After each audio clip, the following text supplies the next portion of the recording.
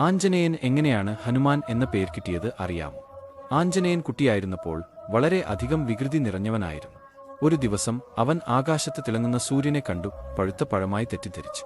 വിശപ്പ് കാരണം ആഞ്ജനേയൻ സൂര്യനെ പിടിച്ച് ഭക്ഷിക്കാനായി ആകാശത്തേക്ക് കുതിച്ചു. ഇതുകണ്ട് ദേവരാജാവായ ഇന്ദ്രൻ പരിഭ്രാന്തനായി. ഈ പ്രവൃത്തി പ്രപഞ്ച സന്തുലിതാവസ്ഥയെ തടസ്സപ്പെടുത്തുമെന്ന് ഭയന്ന് ഇന്ദ്രൻ തന്റെ ശക്തമായ വജ്രായുധം കൊണ്ട് ആഞ്ജനേയനെ അടിച്ചു. ആ പ്രഹരം ആഞ്ജനേയന്റെ താടിയെല്ലിൽ തട്ടി മുറിവേൽപ്പിക്കുകയും ഭൂമിയിലേക്ക് തിരികെ വീഴുകയും ചെയ്തു.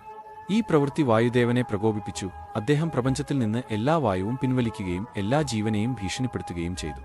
വായുദേവനെ പ്രസാദിപ്പിക്കാൻ ഹനുമാന് അസാധാരണമായ ശക്തികളും അമർത്യതയും നൽകി ദേവന്മാർ അനുഗ്രഹിച്ചു. അന്നുമുതൽ താടിയെല്ലിന് പരിക്കേറ്റ ആഞ്ജനേയൻ ഹനുമാൻ എന്നറിയപ്പെട്ടു. ഹനുമാൻ എന്നാൽ ഒടിഞ്ഞതോ പ്രമുഖമായതോ ആയ താടിയെല്ലുള്ളവൻ എന്നാണ് അർത്ഥം.